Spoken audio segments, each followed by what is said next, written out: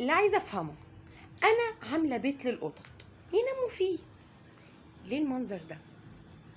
بصوا شي ايدك يا ادم، بصوا رايحه في النوم، شايفين؟ يعني مفيش كده، والله ما في كده.